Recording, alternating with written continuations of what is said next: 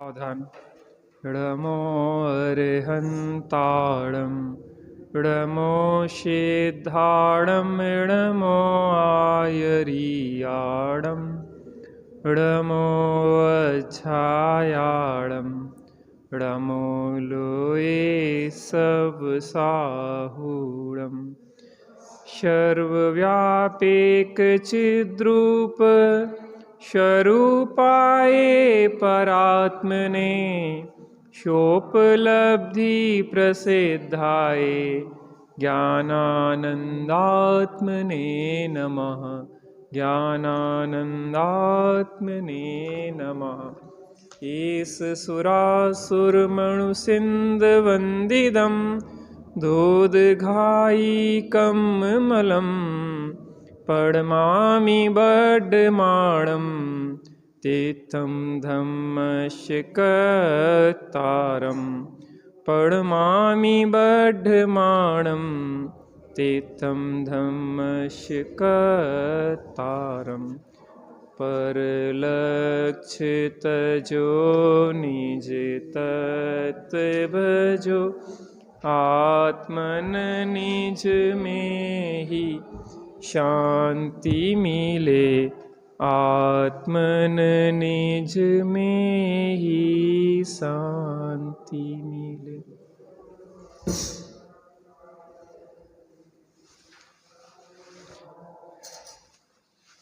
श्री प्रभचंद सार जी परमागम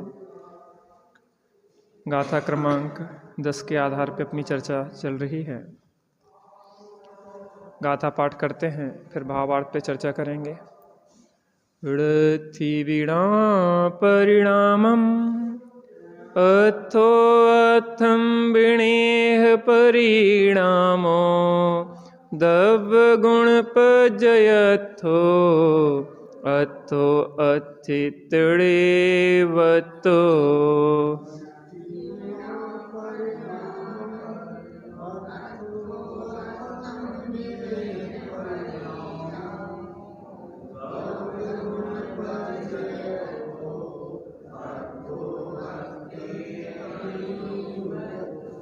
भावार्थ देखते हैं। जहाँ जहाँ वस्तु दिखाई देती है वहाँ वहाँ परिणाम दिखाई देता है। जैसे गोरस अपने दूध, दही, घी, छाछ इत्यादि परिणामों से युक्त ही दिखाई देता है। जहाँ परिणाम नहीं होता वहाँ वस्तु भी नहीं होती। जैसे कालापन, स्निग्धता इत्यादि परिणाम नहीं है तो गधे के सींगरू वस्तु भी नहीं है। इससे सिद्ध हुआ कि वस्तु परिणाम रहित कदापि नहीं होती। जैसे वस्तु परिणाम के बिना नहीं होती, उसी प्रकार परिणाम भी वस्तु के बिना नहीं होते। क्योंकि वस्तु रूप आश्रय के बिना परिणाम किसके आश्रय से रहेंगे। गोरस रूप आश्रय के बिना दूध, दही इत्यादि परिणाम किसके आधार से होंगे। और फिर वस्तु तो द्रव्य गुण पर्यायमय है, उसमें त्रैकालिक ऊर्ध्व प्रवाह सामान्य द्रव्य है और साथ ही साथ रहने वाले भेद वे गुण हैं तथा क्रमशः होने वाले भेद वे पर्याय हैं। ऐसे द्रव्य, गुण और पर्याय की एकता से रहित कोई वस्तु नहीं होती। दूसरी रीति से कहा जाए तो वस्तु उत्पाद, व्यय, ध्रुवमय हैं, अर्थात वह उत्पन्न होती है, नष्ट होती है और स्थिर रहती है। इस प्रकार वह द्रव्य गुण पर्यायमय और उत्पाद व्यय ध्रुवमय होने से उसमें क्रिया परिणाम होती ही रहती है। इसलिए परिणाम वस्तु का स्वभाव ही है। बहुत सुंदर चर्चा वस्तु स्वरूप के संदर्भ में, क्योंकि वस्तु विचारत ध्यावते मन पावे विश्राम और रस स्वादत सुख उपजे अनुभव याको नाम। आत्मा की अनुभूति करना है तो हमें वस्तु स्वरूप का स्पष्ट ज्ञान होना चाहिए। वस्तु कैसी है? द्रव्य, गुण, पर्यायमय और उत्पाद, व्यय, ध्रुव संयुक्त है। कैसी है? द्रव्य, गुण, पर्याय और उत्पाद, व्यय, ध्रुव से संयुक्त है। इस विश्व में जाति अपेक्षा 6 और संख्या अपेक्षा अनंतानंत द्रव्य है। तो जो भी सतरूप द्रव्य है वो सत्ता अगर है तो सत्ता के द्रव्य, गुण और पर्याय तीनों होंगे। ऐसा नहीं होता है कि द्रव्य है और गुण पर्याय नहीं है। ऐसा नहीं होता है कि गुण पर्याय हैं और द्रव्य नहीं है। जहाँ भी होंगे द्रव्य, गुण और पर्याय तीनों ही होंगे। देखिए, जैसे स्वामी ने सिद्ध भगवान पे यह घटित किया है, मैं इसमें से पढ़ रहा हूं, आप थोड़ा सुनिए।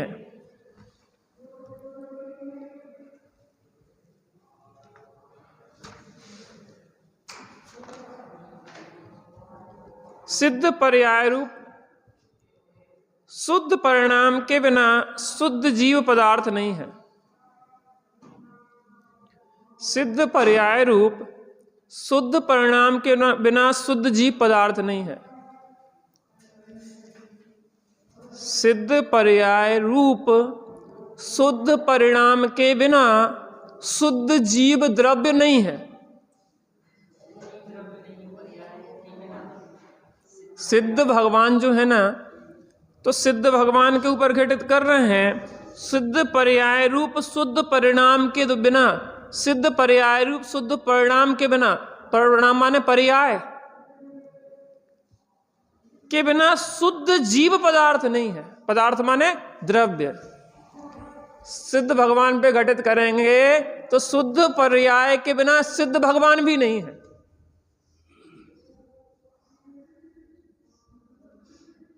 इसका मतलब यह है कि आप सोचो कि शुद्ध जीव में परिणमन रुक जाता हो, तो ऐसा नहीं है, क्योंकि सिद्ध भगवान में भी प्रति समय शुद्ध शुद्ध शुद्ध पर्याय उत्पन्न और नष्ट होती रहती। सिद्ध पर्याय के बिना शुद्ध जीव पदार्थ क्यों नहीं है? सिद्ध पर्याय और शुद्ध जीव में नाम, लक्षण, प्रयोजन आदि से भेद होने पर भी दोनों में प्रदेश भेद नहीं होने से सिद्ध पर्याय के बिना शुद्ध जीव नहीं है। बात स्पष्ट हो रही होगी। बड़ी सुंदर चर्चा है। अभी अभी प्रश्न उठ रहे होंगे, लेकिन थोड़ा सुन लें, उसके बाद प्रश्न चले जाएंगे आपके। समझना उतना थोड़ा समय, थोड़ी सी मेहनत करना पड़ेगी। समझ में आएगा तो बड़ा मजा आएगा आपको। यहाँ सिद्ध ये करना चाह रहा है कि सिद्ध भगवान को अगर तुम समझते हो कि पर्याय बिना के होते हैं, तो ऐसा नहीं है। शुद्ध जीव भी जो हैं, शुद्ध जीव हैं, शुद्ध जीव जो है वो भी बिना पर्याय के नहीं होता। उसकी सिद्ध रूप शुद्ध पर्याय है। इसका मतलब यह है कि पर्याय बिना का द्रव्य नहीं होता। एक चीज घटित हो गई ना। अब प्रश्न खड़ा किया कि सिद्ध पर्याय के बिना शुद्ध जीव पदार्थ क्यों नहीं होता? सिद्ध पर्याय के बिना शुद्ध जीव द्रव्य क्यों नहीं होता? क्योंकि सिद्ध पर्याय है और शुद्ध जीव द्रव्य है। तो ने कहा हमें शुद्ध जीव चाहिए है बिना पर्याय का, पर्याय लेस। पर्याय लेस शुद्ध द्रव्य चाहिए होने की बिल्कुल नहीं मिलेगा, क्योंकि बिना पर्याय के द्रव्य नहीं होता, चाहे वो सिद्ध भगवान क्यों ना हो। तो वो सिद्ध भगवान भी हैं, सिद्ध भगवान नहीं, शुद्ध जीव द्रव्य भी है, तो सिद्ध रूप शुद्ध पर्याय उसकी है। सिद्ध रूप शुद्ध पर्याय भी उसकी रहेगी ही रहेगी। अब यहां प्रश्न खड़ा किया कि सिद्ध पर्याय के बिना शुद्ध जीव पदार्थ क्यों नहीं है? तो नहीं कि सिद्ध पर्याय और शुद्ध जीव के, शुद्ध जीव में नाम, लक्षण, प्रयोजन आदि से भेद होने पर भी अपन कहते हैं 4 प्रकार से, संज्ञा, संख्या, लक्षण और प्रयोजन की अपेक्षा द्रव्य में, गुण में और पर्याय में कथनचित भेद करके देखा जाता है।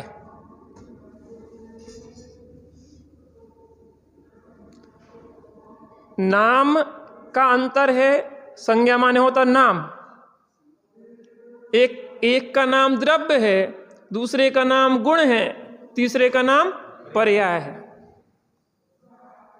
अंतर है ना नाम। संज्ञा संख्या, जीव एक, द्रव्य एक है, गुण अनंत है, पर्याय अनंतानंत है। संख्या में अंतर आ गया ना। संज्ञा संख्या, लक्षण, जीव, जीव किसे कहते हैं? गुणों पर्याय के समूह को जीव माने द्रव्य, द्रव्य किसे कहते हैं? गुण पर्यायवत द्रव्यम, या गुणों के समूह को द्रव्य कहते हैं। तो परिभाषा में अंतर आ रहा कि नहीं? गुण किसे कहते हैं? जो द्रव्य के संपूर्ण भागों में और संपूर्ण अवस्थाओं में पाया जाता है वो क्या कहलाता है? गुण। और पर्याय किसे कहते हैं? गुणों के कार्य अर्थात परिमाण को पर्याय। तो संज्ञा में भी अंतर है, संख्या में भी अंतर है। और लक्षण, लक्षण, लक्षण भी देख लिए अपन ने। और प्रयोजन, द्रव्य को बताने का प्रयोजन अलग है, गुणों को बताने का प्रयोजन अलग है, और पर्याय को बताने का प्रयोजन अलग है। द्रव्य माने एक पूरी वस्तु बता रहे हैं, गुणों उसमें भेद बता रहे हैं, उसकी विशेषताएं बता रहे हैं। पर्याय माने उसकी प्रतिनिधित्व करने वाली, उसको परिचायक होती हैं। तो उनको संज्ञा संख्या लक्षण और प्रयोजन से भेद करके देखने पर भी, संज्ञा संख्या लक्षण प्रयोजन के दृष्टिकोण से भेद करके देखने पर भी उनमें प्रदेश भेद नहीं है। क्या नहीं है? क्योंकि जहां प्रदेश भेद होता है वहां दो द्रव्यों की पृथकता होती है। क्योंकि जो द्रव्य है, जो गुण है और जो पर्याय हैं, उनके प्रदेश एक ही हैं, अलग अलग नहीं है। संज्ञा संख्या लक्षण और प्रयोजन की अपेक्षा भेद करके देखने पर भी उनमें प्रदेश भेद नहीं है।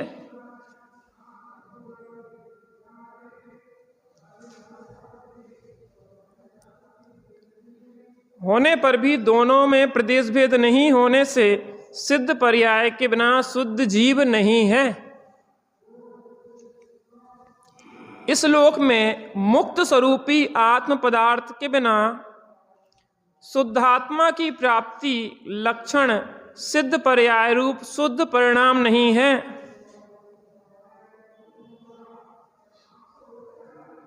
फिर से, अत्थम विणेह परिणामम, पहले कहा था रत्थि विणा परिणामम अत्थो। ध्यान से थोड़ा सा उपयोग सूक्ष्म करना पड़ेगा अगर प्रवचन सार जी को पढ़ना है तो, और शुरू से आना पड़ेगा। आप 2 मिनट भी लेट हो जाएंगे, हमारे पास समय रहता है 40 मिनट, और 40 मिनट में हमें आपको 40 या 35 मिनट समय रहता है। उस 40-35 मिनट में हमें विषय देना होता है, तो हम जैसे ही बैठते हैं तैसे ही विषय शुरू कर देते हैं। तो हम ये नहीं इंतजार करते कि कौन आया कौन नहीं आया, वो आपकी जिम्मेदारी। इसलिए मंगलाचरण से ही आपको बैठना होगा अगर विषय को समझना है, क्योंकि बीच में से विषय समझ में वो आता नहीं है कि हम कहाँ से किस विषय को ले रहे हैं। प्रवचन सार जी समझना है तो, बाकी तो हाँ, एक उपाय है कि बाद में हम आपके प्रवचन ग्रुप में डाल देते हैं, आप 1-2 बार उसको सुन लिया करो ध्यान से। ये विषय ऐसे नहीं है कि आपने एक बार सुना और समझ में आ जाए एकदम से। और हम भी इतने प्रकार से पढ़ते हैं, इतने ग्रंथों से पढ़ते हैं, इतनी टीकाओं से पढ़ते हैं और पूछते हैं त्यागी साहब से, और विद्वानों के सुनते हैं प्रवचन और विद्वानों से चर्चा करते, तब जाके उसके बाद भी कहीं चूक रह जाए तो आप क्षमा कर देना, क्योंकि इस महान ग्रंथ का वाचन इतना सरल तो नहीं है। अपन तो प्रयास कर रहे हैं मिलके, थोड़ी सी मेहनत करो। पहले कहा था रत्थि बिना परिणामम अत्थो, रत्थि बिना परिणामम अत्थो, परिणाम के बिना अर्थ नहीं होता। अर्थ माने द्रव्य नहीं होता। रत्थि बिना रत्थि माने नहीं, बिना माने नास्ति बिना, परिणामम, परिणामम अत्थि, परिणामम माने परिणति, पर्याय के बिना, अर्थम माने अर्थ माने पदार्थ, कोई भी पदार्थ बिना पर्याय के होता नहीं है।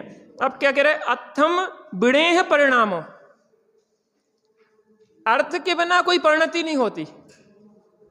पहले में कहा बिना पर्याय के कोई द्रव्य नहीं होता, अंगूठी रख दे ना कोई, बिना पर्याय के कोई द्रव्य नहीं होता। अब कह रहे हैं बिना द्रव्य के कोई पर्याय नहीं होती। अंगूठी बदल बदल के,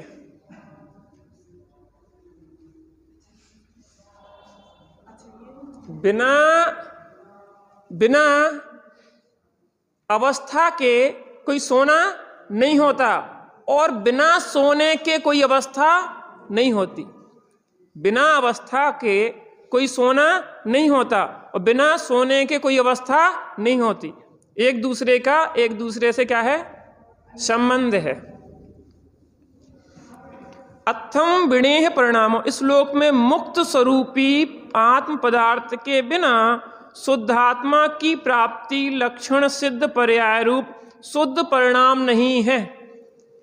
पहले शुद्ध सिद्ध पर्याय से घटित किया था, अब शुद्ध जीव द्रव्य की तरफ से घटित कर रहे। समझ में आ रहा ना बेटा?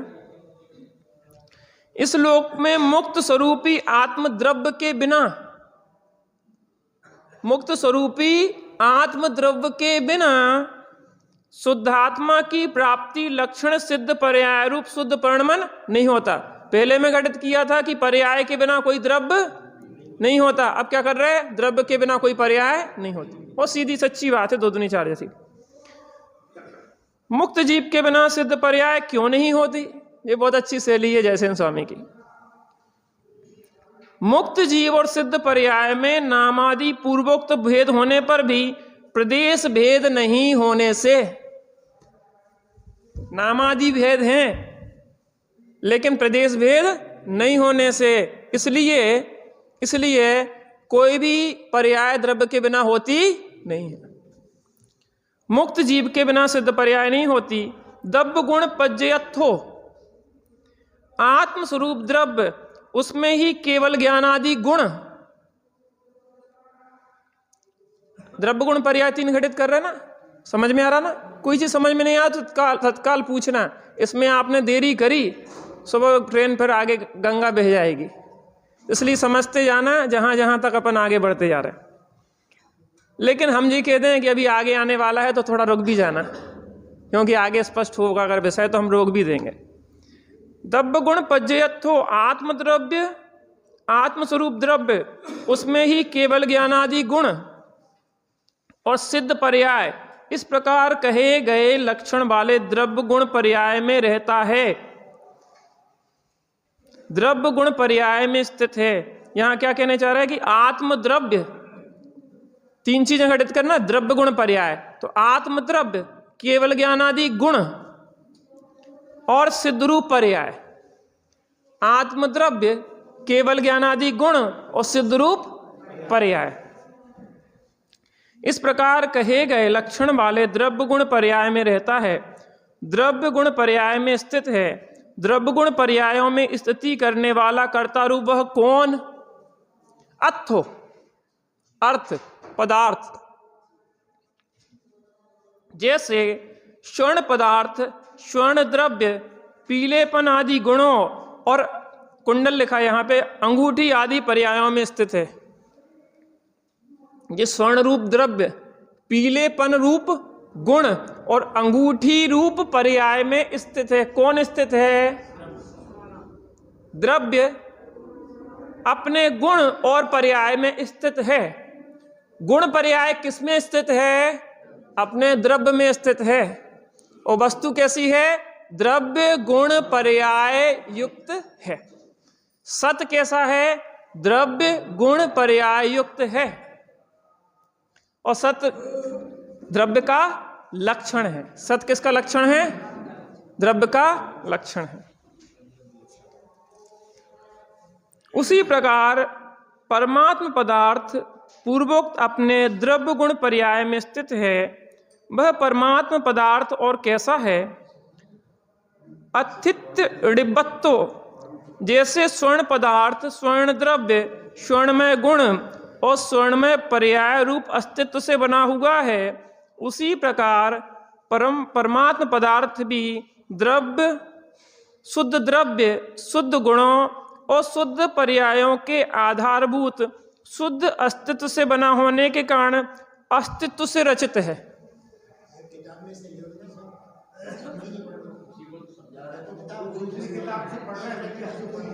जयसेन स्वामी की, हाँ अभी उस ले रहा है, उससे ले रहा है अभी थोड़ा सा,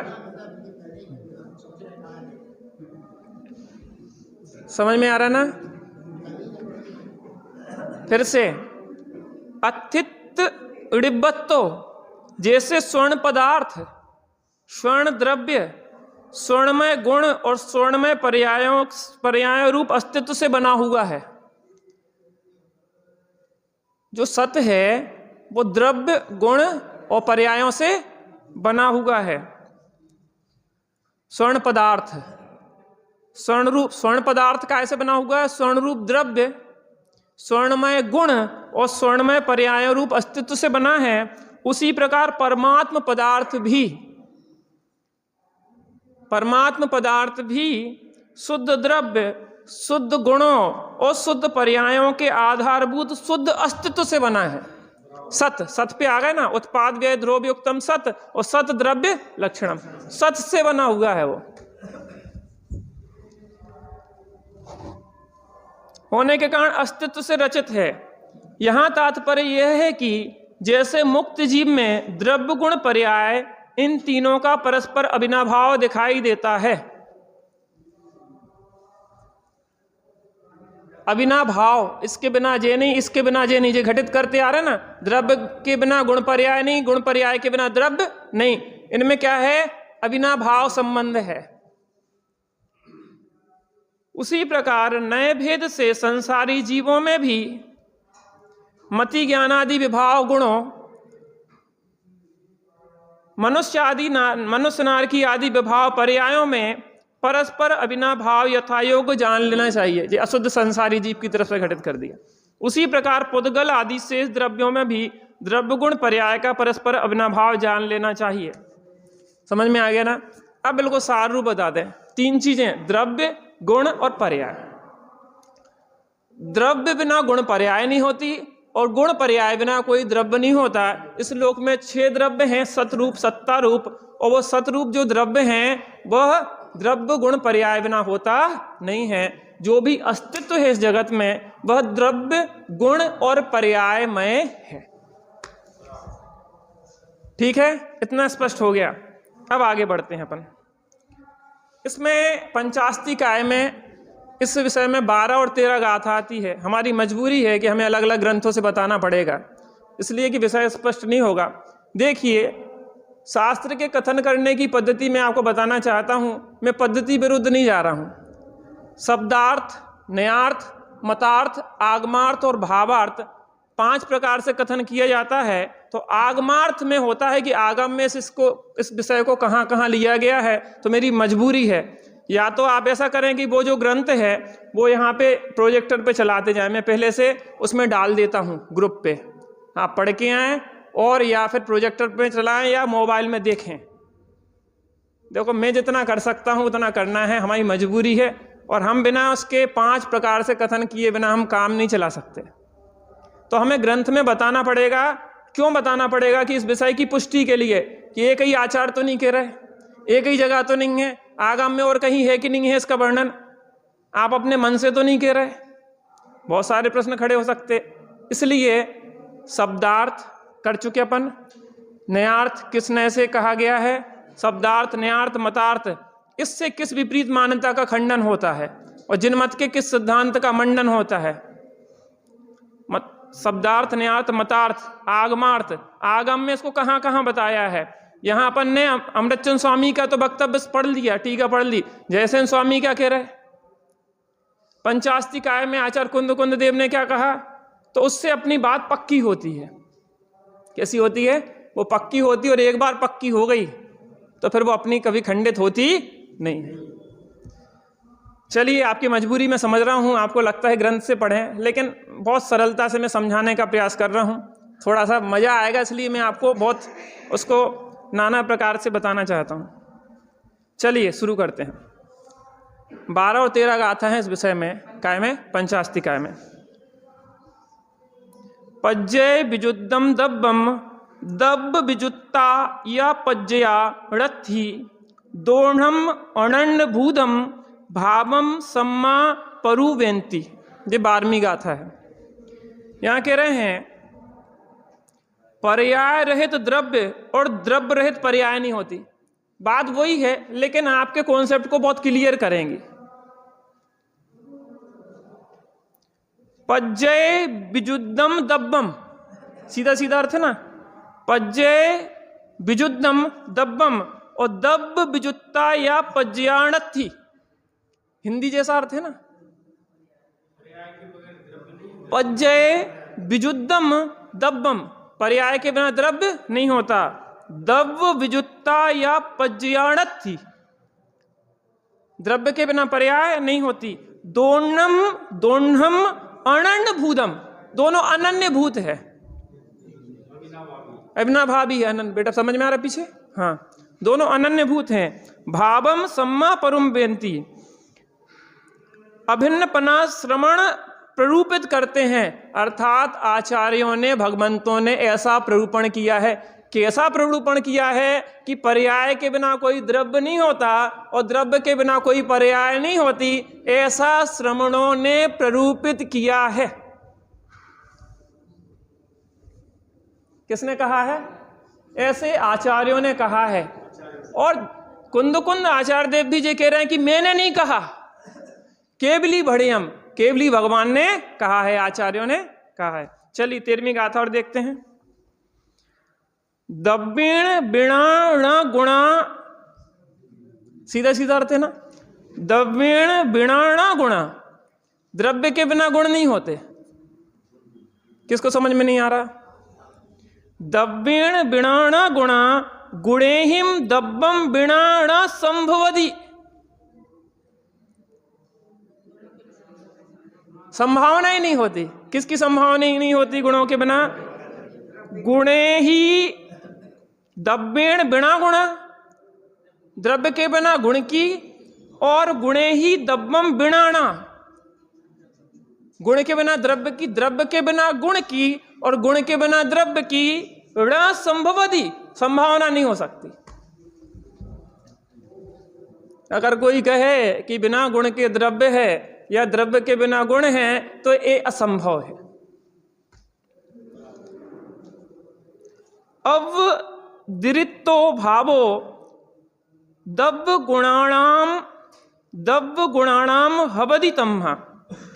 अवदिरितो, अव्यतिरिक्त, अनन्यभूत। अवदिरितो भावो दब्ब गुणाणम हवदितम, अर्थात ये दोनों भाव अव्यतिरिक्त हैं, एक दूसरे के बिना रह सकते नहीं हैं। द्रव्य के बिना गुण नहीं है, गुणों के बिना द्रव्य संभव नहीं है, इसलिए द्रव्य और गुणों के अव्यतिरिक्त अभिन्नपना है। अव्यतिरिक्त माने अभिन्नपना। कुछ अच्छा लग रहा कि नहीं लग रहा? समझ में आ रहा? आचार्यों की बात हमारी समझ में आ जाए तो फिर हमारा मोक्ष ज्यादा दूर नहीं है। माने यहां कह रहे हैं कि यहां द्रव्य गुण पर्याय की अभेदता दर्शाई है। काय की द्रव्य गुण और पर्याय की अभेदता दर्शाई है। अब आ जाते हैं टीका पे, जो पढ़ रहे थे अपन, भावार्थ पे, मूल जिस पे आप ग्रंथ आपके पास हैं उससे देख लीजिए। 16 नंबर पेज मेरे में है, आपके में अलग भी हो सकता है। मैं एक बार इसको पूरा पढ़ चुका हूं, अब इस पे चर्चा कर रहे खाली। जहां जहां वस्तु दिखाई देती है वहां वहां परिणाम दिखाई देता है।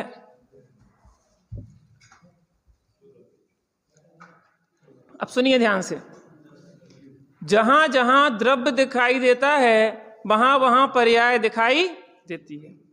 जैसे गोरस अपने दूध, दही, घी, छाछ इत्यादि परिणामों से युक्त ही दिखाई देता है। दही, दूध, दही, छाछ और घी, मूल वस्तु क्या है? गोरस। गोरस दूध में व्याप्त हो, दूध को भी गोरस कहते हैं, दही को भी गोरस कहते हैं, छाछ को भी गोरस कहते हैं और घी को भी गोरस कहते हैं। जिसका गोरस का त्याग है, ना तो वो दूध ले सकता है, ना वो दही ले सकता है, ना वो छाछ ले सकता है, ना वो घी ले सकता है। लेकिन जिसका घी की रसी है वो दूध ले सकता है, जिसकी दही की रसी है वो घी ले सकता है। गोरस के त्यागी का सर्व त्याग हो जाता है, लेकिन दूध के त्यागी का दही और घी का त्याग नहीं होता है, और दही और घी के त्यागी का दूध का त्याग नहीं होता। समझ में आ रहा? जैसे गोरस अपने दूध, दही, घी, छाछ इत्यादि परिणामों से युक्त ही दिखाई देता है। जहां परिणाम नहीं होता वहां वस्तु भी नहीं होती, अर्थात पर्याय के बिना कोई द्रव्य नहीं होता। कठिन तो नहीं लग रहा ना? बात तो थोड़ी सी ही है, वो यहां से वहां, वहां से वहां, लेकिन पता, एक बार द्रव्य गुण पर्याय का कॉन्सेप्ट क्लियर हो जाए तो जो न्यू है अपने मोक्ष रूपी महल की जो न्यू है, एक बार बिल्कुल पक्का होना चाहिए विषय। इसलिए हम इतनी मेहनत कर रहे हैं। आपसे जितनी मेहनत करवाते उससे बहुत ज़्यादा मेहनत हम करते। हमें बहुत सारी टीकाएं, ग्रंथ तो इतने सारे देखना पड़ते हैं कि उपयोग इसी में लगा रहता है। हमारी तो अपनी विशुद्धि बनती है, वो आपको जितना, जैसा आप अपने जितना समय देंगे आपकी विशुद्धि उतनी बनेगी। जहां परिणाम नहीं होता वहां वस्तु भी नहीं होती। जैसे कालापन, स्निग्धता इत्यादि परिणाम नहीं है तो गधे के सींग रूप वस्तु भी नहीं। अब यहां दो चीजें ली, कालापन और स्निग्धता। पुद्गल के 4 होते ना गुण, स्पर्श, रस, गंध, वर्ण। वर्ण में कालापन और स्पर्श में स्निग्धता आदि। तो कालापन और स्निग्धता क्या बिना उन गुणों के हो सकते हैं? वर्ण गुण के बिना क्या कालापन हो सकता है? और स्पर्श गुण के बिना क्या स्निग्धता हो सकती है?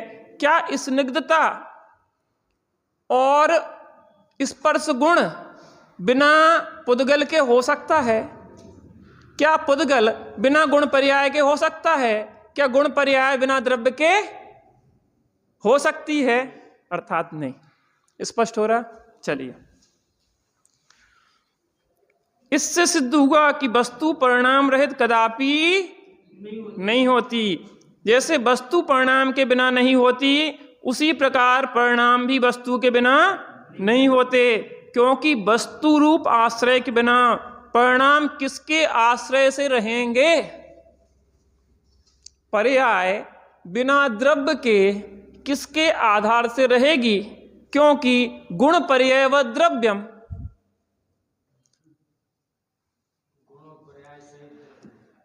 गुण जो हैं वो द्रव्य की विशेषताएं हैं और पर्याय जो है उस द्रव्य की परिचायक है, परिचय देने वाली है।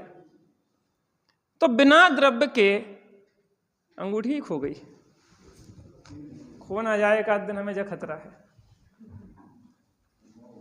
बिना सोने के पीलापन और अंगूठी नहीं होगी, और बिना पर्याय और गुणों के कोई द्रव्य नहीं होगा।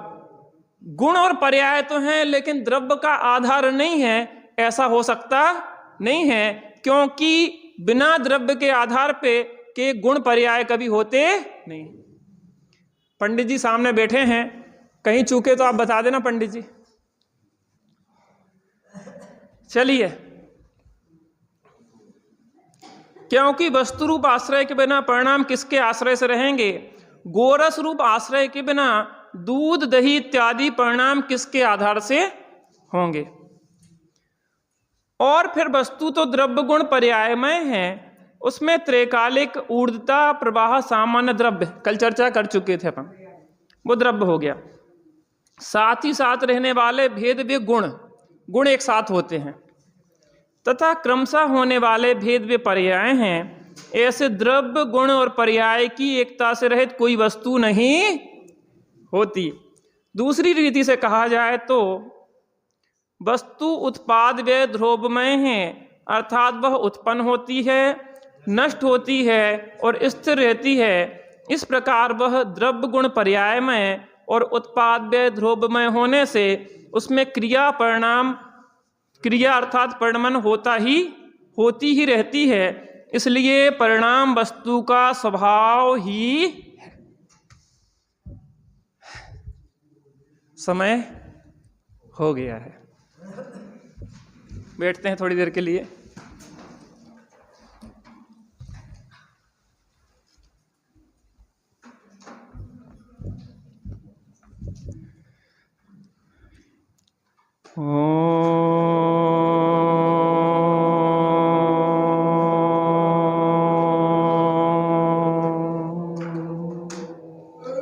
शांति शांति शांति।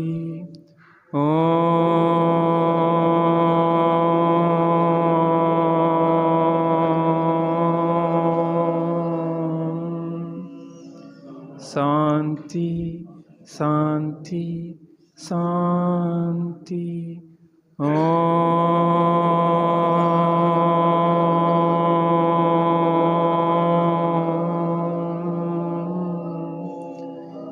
शांति शांति शांति। इस जगत में जो भी सत है, अस्तित्व है, वह द्रव्य गुण और पर्यायमय है। कोई पर्याय के बिना द्रव्य नहीं होता, द्रव्य के बिना पर्याय नहीं होती। वस्तु जो है वह द्रव्य गुण पर्यायमय, उत्पाद व्यय और ध्रुवमय है। मैं भी जीव नाम की वस्तु हूँ, द्रव्य हूँ। मेरे ज्ञान आदि अनंत गुण हैं, जानना देखना आदि मेरी पर्याय है। मैं अपनी सीमा में रहने वाला हूँ। मैं अपने द्रव्य क्षेत्र काल और भाव में रहने वाला हूँ। मेरी परिणति मेरे स्वभाव का अवलंबन ले तो आनंद का वेदन होता है। मेरी परिणति बहिर्मुखी हो तो दुख आकुलता का वेदन होता है। अपनी परिणति को अपने त्रैकालिक द्रव्य स्वभाव के सन्मुख करने का अभ्यास करते हैं, जिससे हमारी पर्याय में अतीन्द्रिय आनंद का वेदन हो।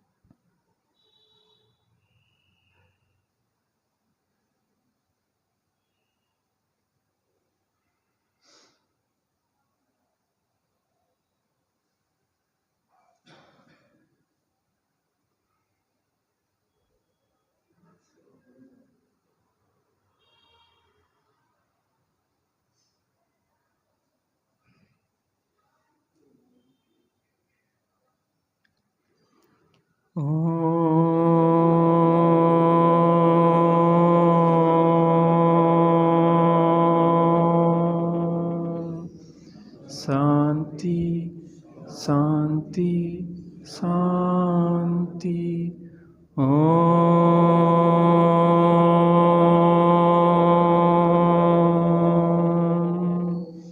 शांति शांति शांति।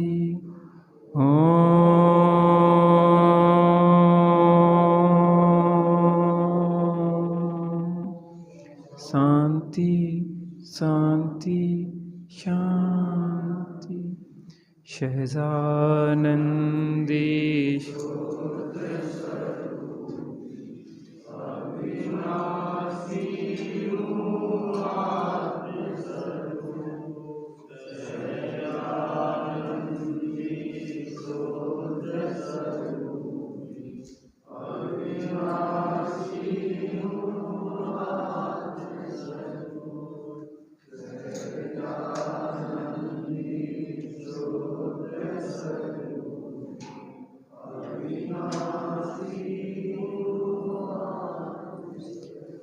निज निधि निज में बताई, यह अनंत उपकार है उसके लिए जिन वाणी माँ को वंदना सतबार है, उसके लिए जिन वाणी माँ को वंदना शतबार।